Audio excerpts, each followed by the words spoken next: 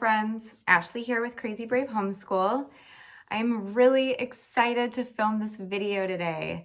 Today I'm going to be talking all about our new language arts program. For those of you who've been following me, you know that this area has been somewhat of a struggle in our homeschool, only because we got a late start to learning how to read, and so now I have a second grader who's technically a little behind. I know that that's okay. I'm starting to feel that more and more, especially now that we have found an approach that just feels so right. This approach is very gentle, but very productive.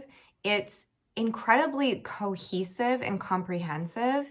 And really, I see as I'm starting to use it, I am seeing how it's really meeting those Charlotte Mason principles of the child being whole. Because this program, this language arts program, just feels so whole.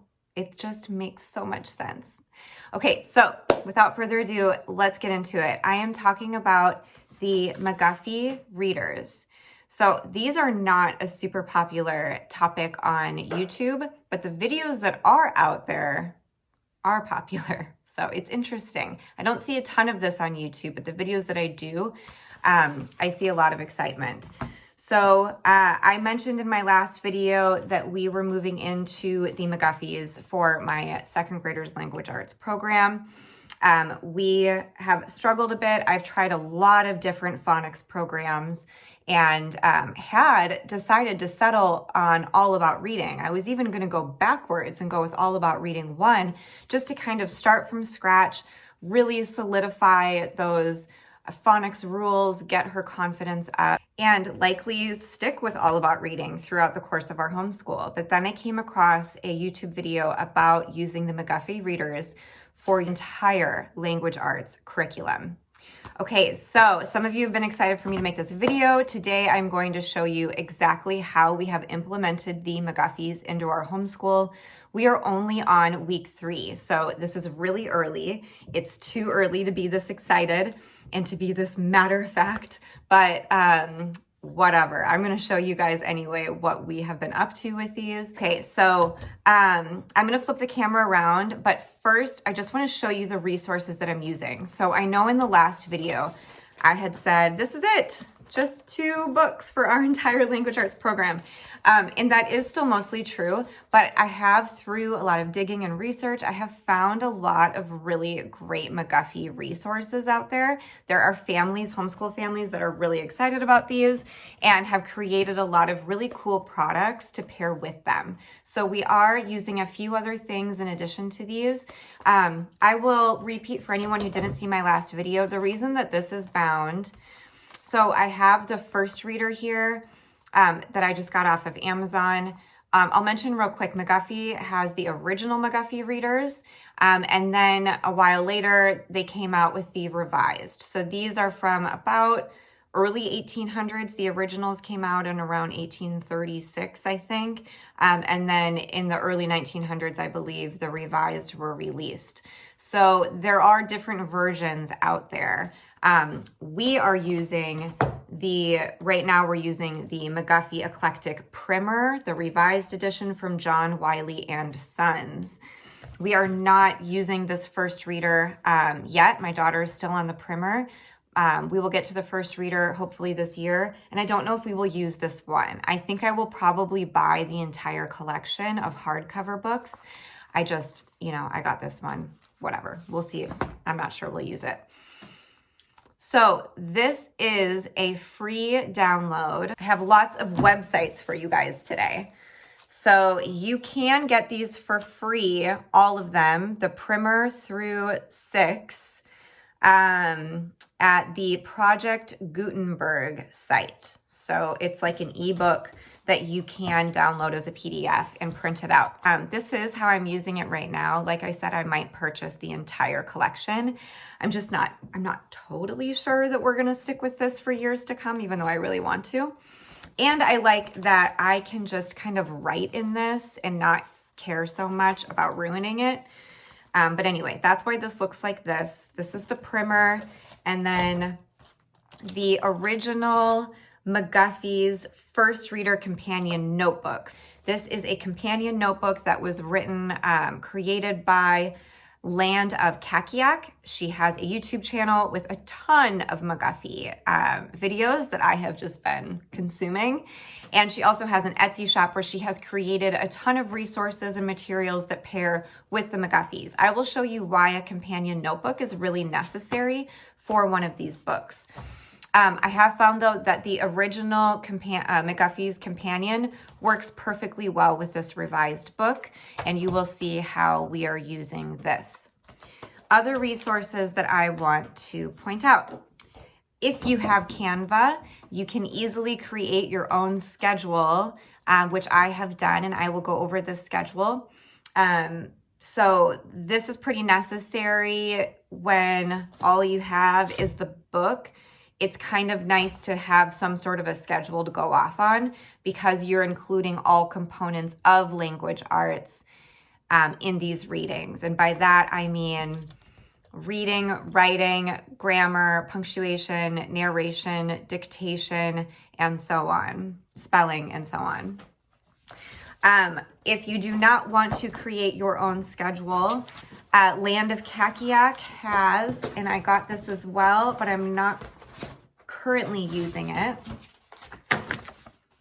She also has, for purchase, I think it's less than $5, maybe it's $5, McGuffey Readers Elementary Language Arts Program. This is a PDF that gives you notes on how to use this program for your language arts. She has all of the materials and resources that she uses for you. She has created a language arts level 1 schedule. So this is for the primer through first reader books. This is a Monday through Friday schedule for reading, writing, grammar, spelling, and vocab. She has included a phonics chart in this PDF. There is also a grammar chart. So this is great because this helps you kind of make note of the grammar that you've been teaching your child. We're not really using those yet because I did come up with my own schedule that I really like, but if I find that it is not working anymore, then I will revert to her schedule. And then also included in that file is, I have this in my teacher binder right now, but it's a scope and sequence, and I printed out the one for the primer. So I like this because she has here the lesson numbers, the phonics and reading that child will go over for that lesson, and the oral grammar focus. So like for instance, in lesson 1, the grammar focus is the period. In lesson 2, it's proper nouns because there are names that are capitalized, and so on. So I really like that there is a scope and sequence out there for you to find, because again, with these books, there's no curriculum really, there's no scope or sequence, there's no schedule. So this is what I mean. People have really put together these awesome resources so that you can successfully use the McGuffey readers in our, more modern times. Okay, so Land of Kakiak has also made these really awesome bookmarks that are essentially a grammar or language arts curriculum, but in a bookmark form. So for example, one of these is, and it came with a ton. I have a few to show you, but I didn't print them all off. So grammar check-in. This is a great one that I keep with our McGuffey reader, so that every time we are doing a reading lesson, I'm making sure that I'm covering the grammar that is covered in that lesson. So for example, what was something capitalized and why? So I would say, why was this name capitalized? Or why is the word the capitalized? Well, because it's the first word in the sentence. Some of these are terms that we have not learned yet. Find a declarative, imperative, or exclamatory sentence. Find a plural S. Find a possessive S. Like even in the primer, in the first, here she's seeing an apostrophe S or a possessive S. This was a great opportunity to talk about why that little mark is there, what it's called, and what it means. Find a common noun, find a proper noun. So for instance, say in lesson 4 here, I would say, and I'm going to go over more of this when I go over our schedule, but I would say, is dog a common noun or a proper noun? Or is gnat a common noun or a proper noun? Find an adjective, find a verb, find a helping state of being verb, find an adverb, and so on. So these grammar check-ins are just awesome. I mean, as long as you know what all of these are, then they're fantastic. But if you don't, I'm going to show you another resource that I am also using. Now, I haven't needed to pull this out yet because a lot of the grammar that we're going over, we have already learned in our first language lessons. But this is the Usborne Junior Illustrated Grammar and Punctuation Guide. So when things do come up that we have not learned yet, since we did set aside our first language lessons, we do not need that anymore since we have this. Then I can revert to this to help me as the teacher introduce new grammar concepts. So another bookmark that is great is phonemic awareness. So this is another one that I keep with our McGuffeys. For example, can you give me a word that rhymes with so-and-so? So maybe in that lesson, I would say, can you give me a word that rhymes with dog? How many words are in this sentence? So they would count, the words in the sentence. Point to the letters and have them tell you all the sounds they represent and what the letter is called. So this is just great review, right? Great phonics review. Another really great bookmark is the historical fiction one. So I have been keeping these in our American Girl books that we're reading.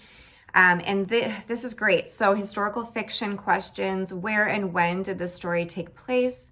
How did the author describe the historical period? Do you think the author was accurate in their description? Are there real historical figures in the story? Who are they? So that's just been great for these books, because if I ask her a question like that, are there real historical figures? She might say something like, well, the things that happen are real, but the people are not, so things like that.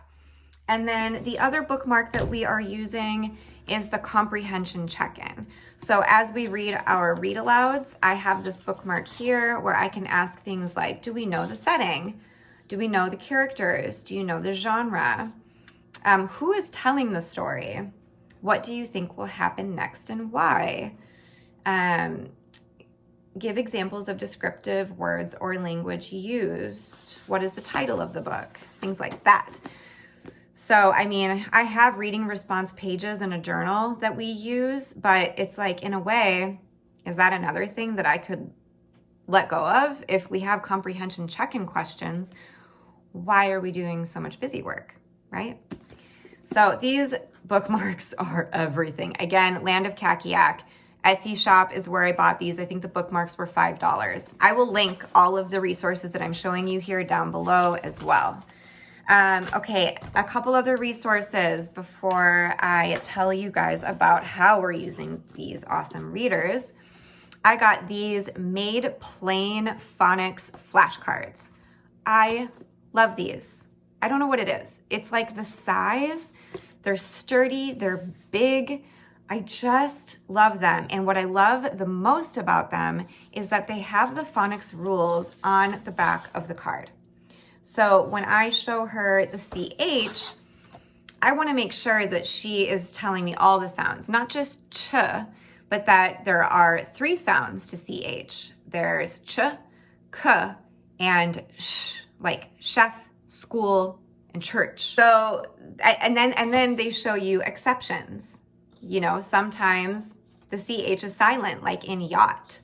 And then sometimes there's notes at the bottom. This is incredibly useful. This is just fantastic. And it's not just little short blends. He has all of the letter sounds, and then again, exceptions to the rule, like where B might be silent in the word debt. He has blends like this. So what am I even talking about? Where did I get these? These I got from Amazon. They are, they're called Phonics Made Plain flashcards. Oh, they're by Mott Media. So these are like literally supposed to pair with the McGuffey readers because the original McGuffeys, I believe, were published by Mott Media. This poster came with the Phonics Made Plain flashcards, and I love this. This is like, I mean, when you think about All About Reading, for instance, and how thick that manual is and all of the activities, it's like everything that they go over is, I mean, from what I can tell anyway, is right here on this poster. So like, you know, right now we're mostly up here with our phonics rules, and then we're getting a bit into the silent E. But I mean, it's all covered here, honestly. I'm really loving having these very simple, easy to understand resources, and honestly feeling like language arts might be a bit of a racket in the homeschool world. I'll show you kind of how we've been using these for each of our lessons as well. I will also be purchasing some cursive flashcards that are, so there is a free download from Alpha Phonics, and dawnpotter.net is the website. So I will link that as well. Last couple resources, I did purchase a grammar program from Verily Schoolhouse. They also make a lot of resources that pair with the McGuffey readers. I'm not using it yet, and I'm not even sure if we're gonna need it, but I will show it to you and maybe you'll see kind of why it might be useful. And then last but not least, we are going to start cursive. So I believe Charlotte Mason brought in cursive early on in a child's education, and cursive script is really encouraged in the McGuffey readers.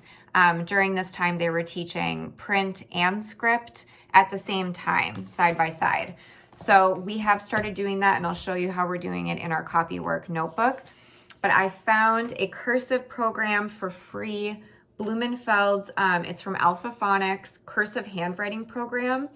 It's really interesting. So it's a free printout, but his lessons are, well, they're handwritten in pencil, it looks like.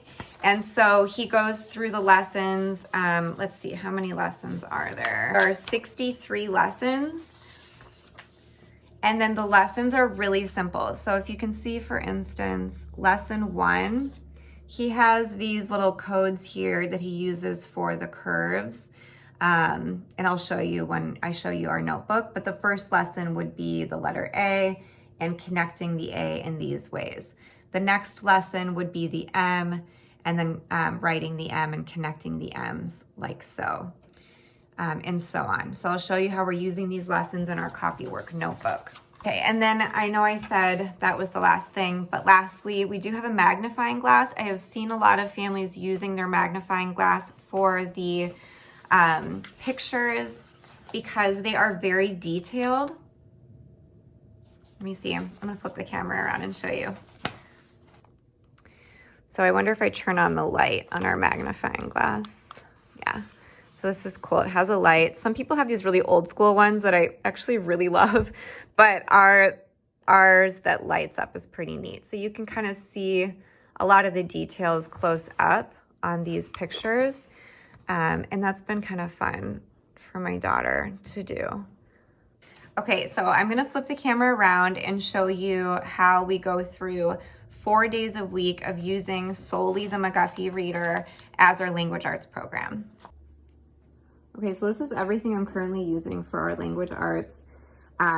Just to give you an idea of what changed, I took away our spelling UC curriculum, our first language lessons, our growing with grammar, my plan to do all about reading, which is several components, and our vocabulary curriculum. This system has simplified our school days so much. We are doing this in about 15 minutes a day maximum, and that is covering all components of those programs that I took out. Not only is it covering all of the necessary language arts for second grade, but it is doing it in a way that is so whole. It's so cohesive. The beauty of this is that it makes sense to my daughter.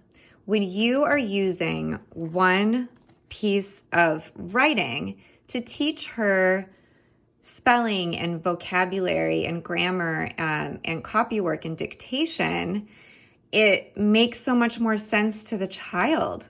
But when I was throwing all of these different programs at her, okay, now we're doing our first language lessons and we're going to talk about how, California is a proper noun, fine. But when you're just kind of bouncing around from different curriculum, I think the child can get a little lost about okay, what is it that we're doing? What is it that we're learning? Sometimes my daughter would say, I don't know what you're talking about. But when you are basing it all off of one piece of writing, she knows what you're talking about because you've been talking about the same thing and you're doing it for a full week or as long as your child needs. Maybe it doesn't need to be that long or maybe it needs to be 2 weeks. So I'm going to go through what we do 4 days a week. We are currently on lesson 7. I think when I printed this off, I did skip a few lessons but that really doesn't matter because honestly, this has been really easy for my daughter to read, which is great. And that's fine. I really wanted to build her confidence with this program. So I'm fine, jumping a couple of lessons because she's definitely ready. So I'll just kind of show you. I can't show you entirely because I didn't print the first couple of lessons, but I'll just show you this primer. So welcome to the schoolroom of 1900. The moral tone is plain. She is kind to the old blind man. These stories have wonderful moral character messages, and they are not overtly religious. The original McGuffeys definitely speak a lot about God and Christianity, but from what I've seen so far, the revised do not. They are mostly tales about character, values, morals. So a little note on the success of the McGuffeys. It does give you the alphabet as reference here.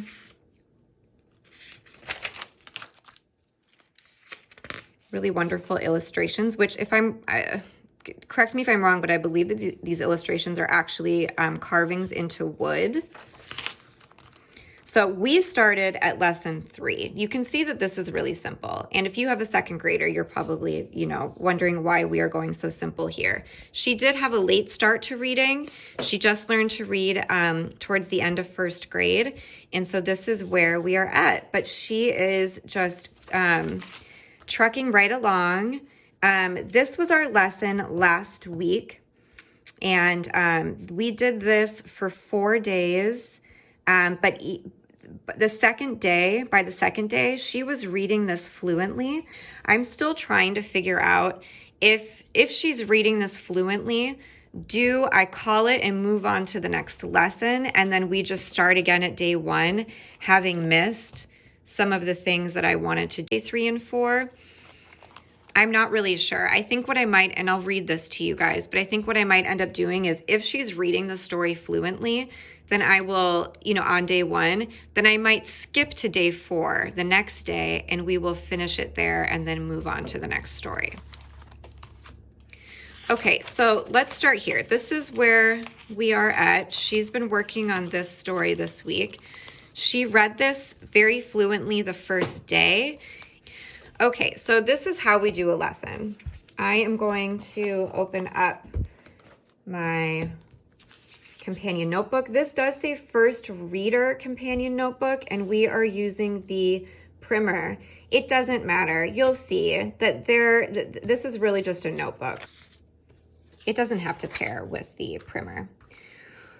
All right, so she does have a weekly schedule here for you if you like. I have not gone with this schedule. I'm happy with the one that I wrote myself. All right, so on the first day, we will work from this vocabulary words page. I will have her write the lesson number. So she is learning her Roman numerals, which is awesome. So when we were on lesson 3, she wrote lesson 3. I've been having her practice writing the date. And we're kind of using this the way that we want to. It's very open-ended. So this says new or review phonograms.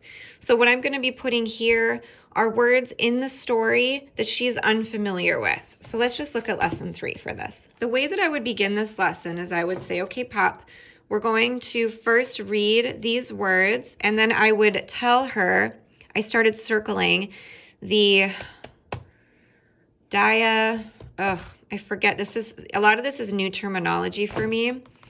Anyway, these are these little symbols that tell you the sound that the vowels make. It's dia something, I can't remember the word.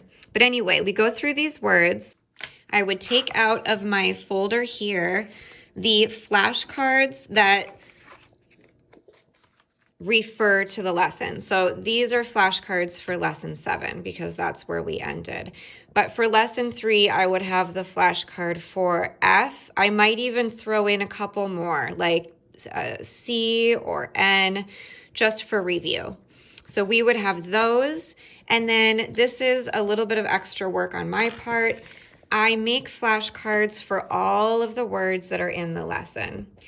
So before we even start reading this, I go over the flashcards with her and she reads them as quickly as she can. And then any that she could not read or she struggled with, I will put over here.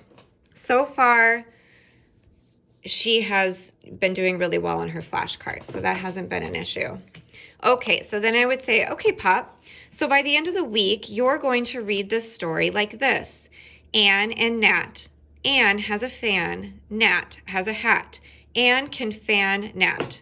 So I read the story to her first. I want her to hear it. I want her to hear or listen for any punctuation.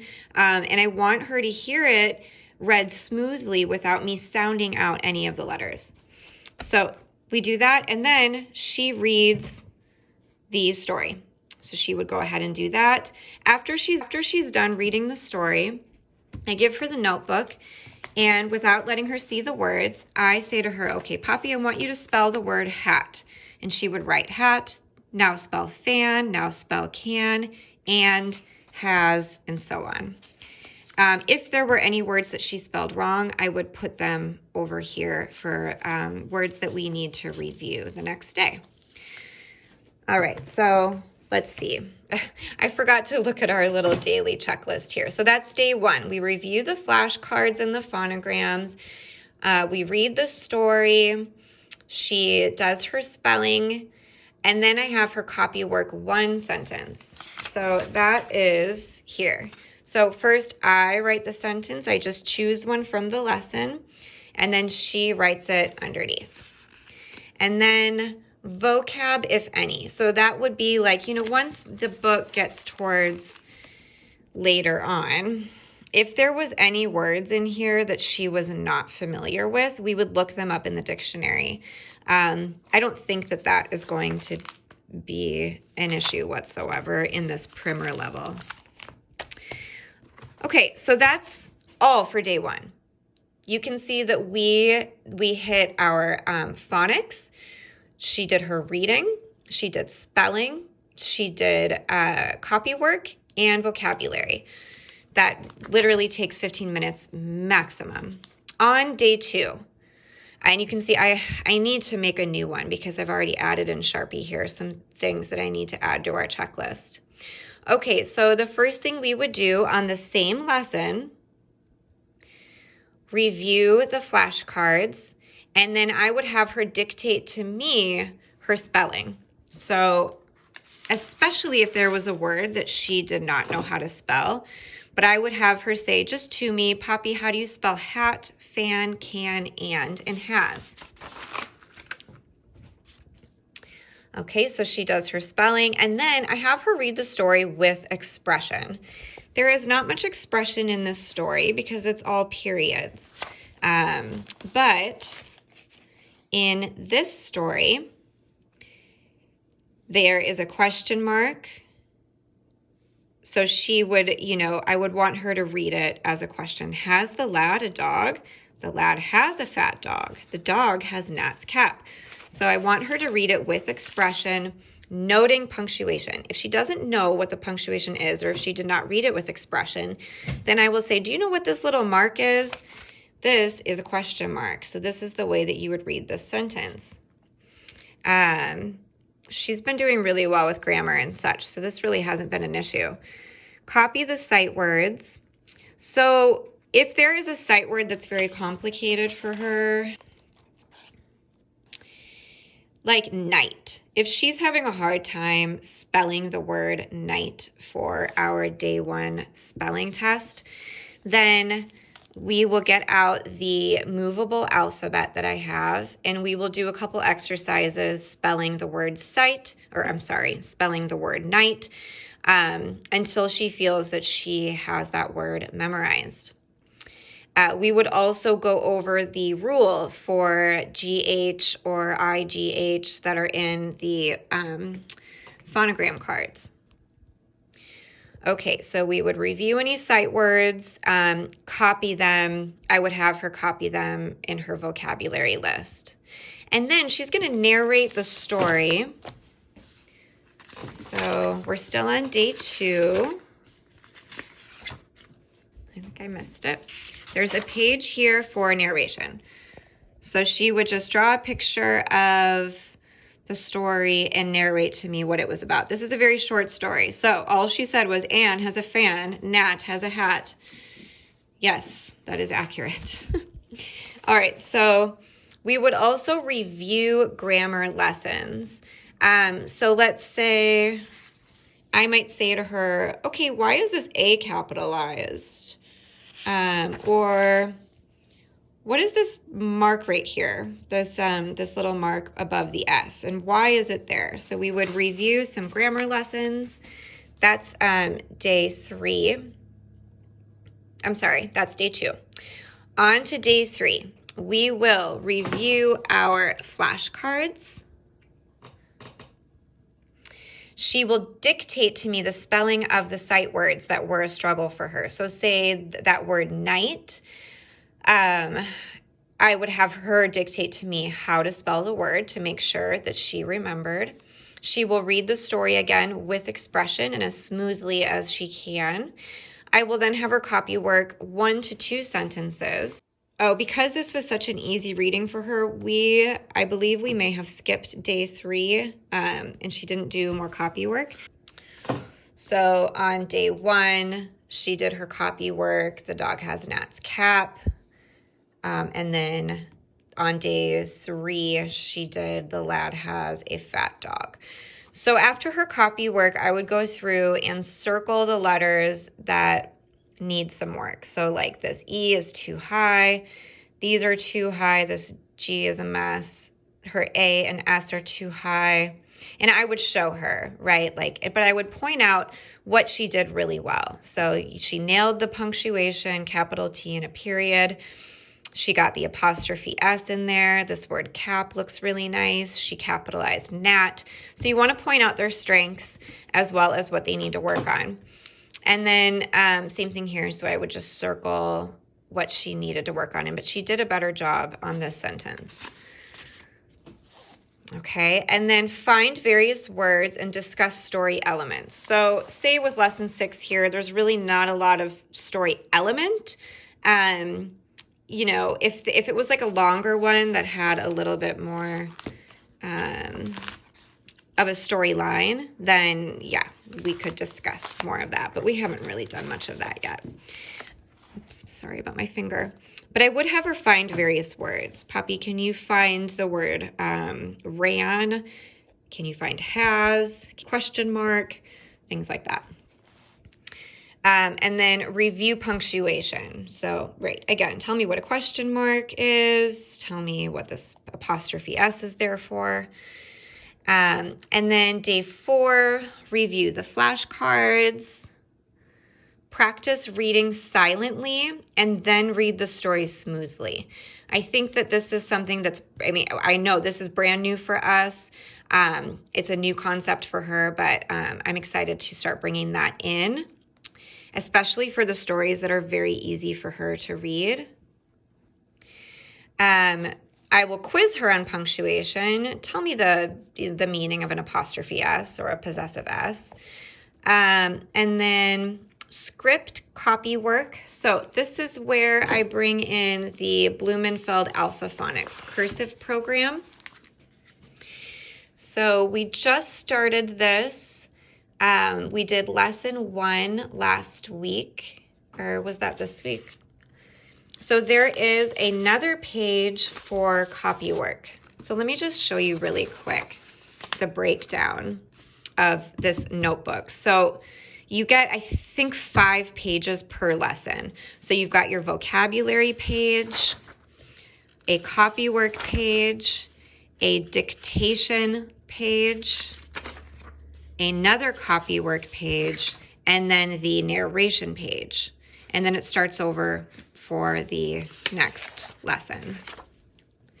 Okay, so for the script Copywork, this is our first lesson. So I would write in pencil the A, and then on the next line, I would do the double A. So you're practicing attaching the letters. And then on the next line, I would do the quadruple A. So that's what the lesson suggests that you do. These little terms here stand for down curve, under curve, slant, under curve.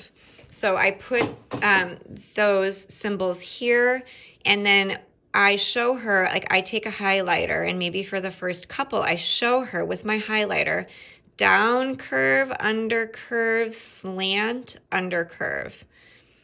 Down curve, under curve, slant, under curve. And then she takes the highlighter and she does them. She does the ones that I did, and then she tries her own. This is the very first time we have ever done cursive. So I'm really proud of her for trying. I think I did this one. And then I'll have her circle her best ones. She was very tired after this. This was difficult for her, so we skipped the quadruple, and we'll come back to this for our next lesson. All right, so that is our script Copywork. And then for the last thing we do on day 4 is dictation. I will dictate one sentence to her, and she will write it from memory. She's been doing really well on this. Probably the most difficult thing is that she doesn't have the Copywork to look at for proper handwriting. We are using a handwriting program with the Good and the Beautiful because she prefers to use uppercase letters as often as she can. But I tell her the sentence. So I said, the lad has a fat dog. So what I'm really looking for is that she uses proper punctuation, that she puts spaces in between her words, that she's getting better at. She used to be really bad at this. And then after she writes the sentence, I first point out what she did well.